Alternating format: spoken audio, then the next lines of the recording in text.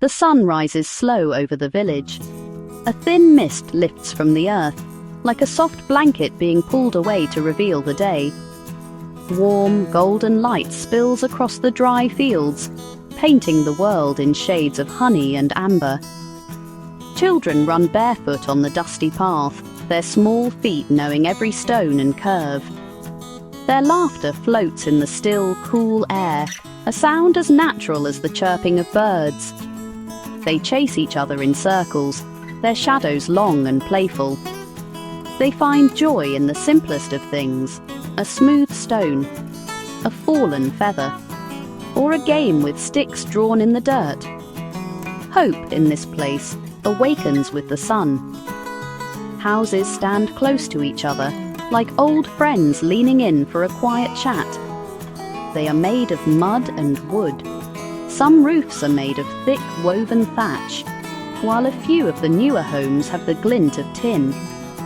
Gentle curls of smoke rise from the outdoor cooking fires, carrying the comforting smell of maize porridge and onions. The smell of stew soon fills the narrow lanes, a promise of the midday meal. Daily life in the village moves to a rhythm that is both ancient and steady. It follows the sun across the sky and the changing of the seasons. The morning is for work in the fields, tending to the crops of maize and cassava. The men, the women move with a practiced grace, their bodies strong from a lifetime of labor. They sing quiet songs as they work, their voices blending with the sounds of the earth. The soil is hard, and the rains are not always kind, but they plant their seeds with faith. They know that survival depends on their connection to the land and to each other, a web of reliance that holds the community together. As the sun climbs higher, the heat settles over the land. The work in the fields pauses, and people seek the cool shade of their homes or the giant trees. This is a time for rest, for mending tools, and for sharing stories. Elders sit on woven mats, their faces etched with the maps of long lives, telling tales to the wide-eyed children who gather at their feet.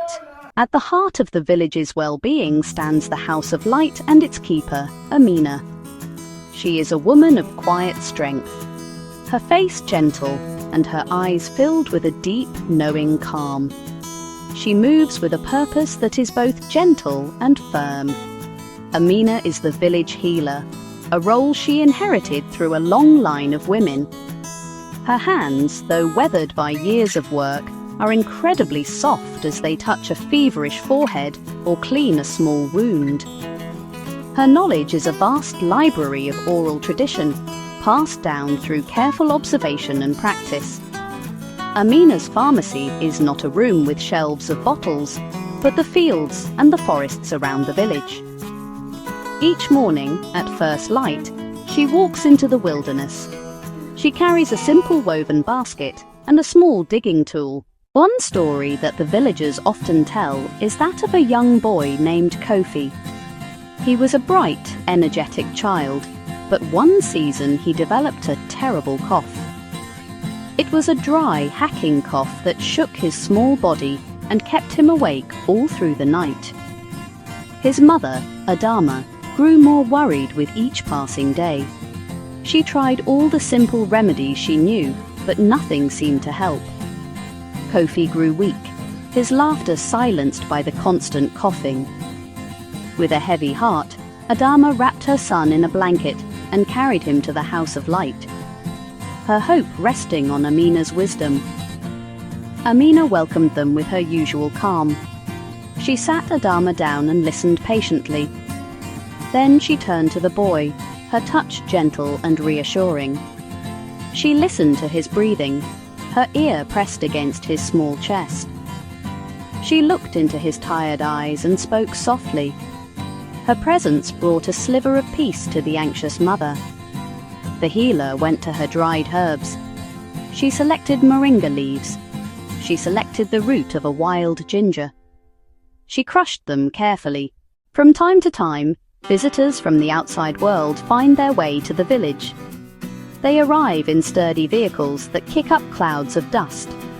Their clothes mark them as different. Their cameras mark them as different. In the past, villagers watched with quiet, cautious curiosity. They had seen many people come and go. Some took pictures and left. Others made promises that faded with the setting sun. Experience taught them to be reserved, to protect the quiet rhythm of life. They offered polite greetings but kept a respectful distance, waiting to understand the purpose of the visit. But some visitors were different. They didn't come just to observe or impose ideas. They came with open hearts and a willingness to listen. A small team of nurses, doctors from a faraway country, was one such group. They didn't set up a separate clinic. They asked to spend time with Amina in the House of Light.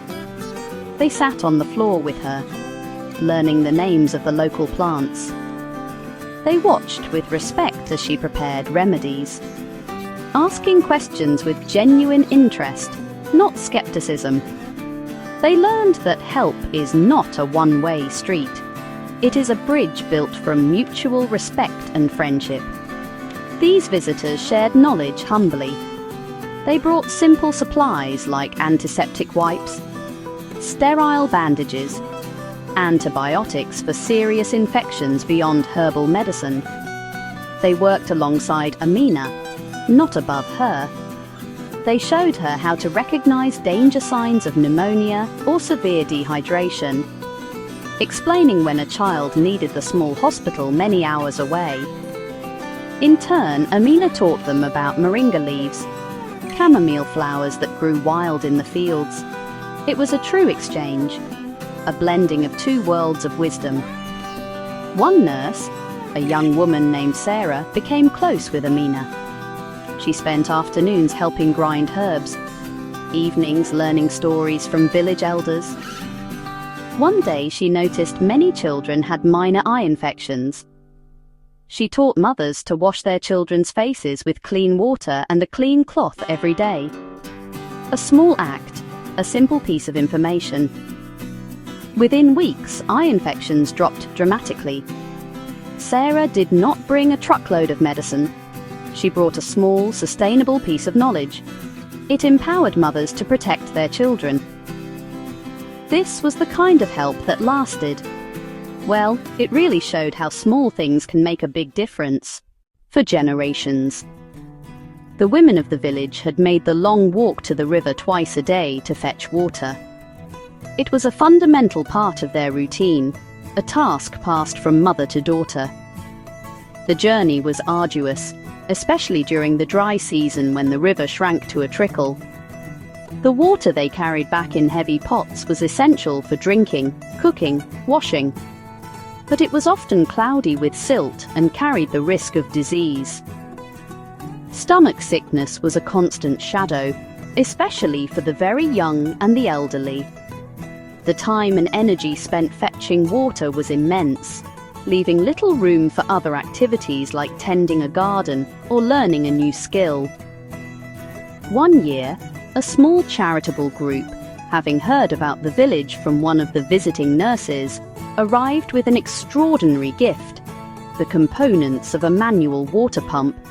The pump itself was heavy and complicated, a puzzle of metal pipes, gears, and a long handle. It was not something that could be installed by one or two people. Its assembly required the entire community. The visitors did not simply give the pump. They invited the village to build it with them. The men dug the deep well, their shovels striking the hard earth in a steady rhythm. The women and older children carried away the dirt, bucket by bucket. The visitors and villagers worked side by side under the hot sun. They shared water, food, laughter. Language was a barrier, but gestures, smiles, and the common language of hard work bridged it. When the final piece was in place, a sense of collective pride filled the air. A village elder was given the honor of pushing the handle for the first time. With a creak and a groan, the handle moved down, and after a few tense moments, a gush of clean, clear water poured out. A cheer erupted from the crowd, and children rushed forward with cups, jars, splashing joyfully in the cool stream. At dusk, as the fiery sun melts into the horizon, the air grows cool and a peaceful quiet settles over the village. The soft glow of solar lamps begins to appear, and kerosene lanterns flicker to life. Light warms the windows of the mud brick homes. A father returns from the fields, tired but content, the smell of the earth clinging to his clothes. Neighbors gather on their doorsteps, their voices low and gentle as they talk about the day's events.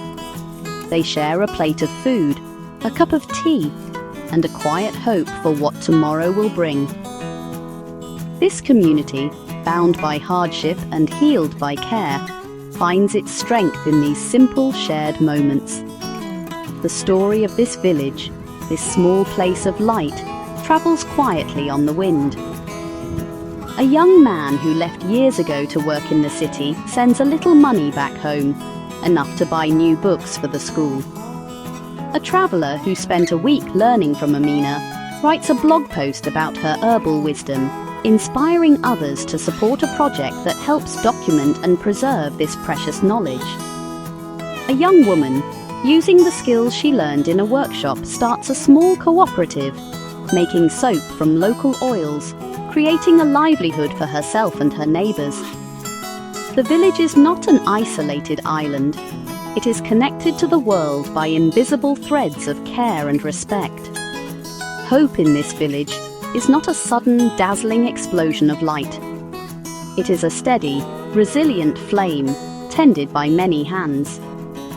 It is the work of healers like Amina, who trust the wisdom of the earth. It is the strength of mothers who learn new ways to keep their children healthy.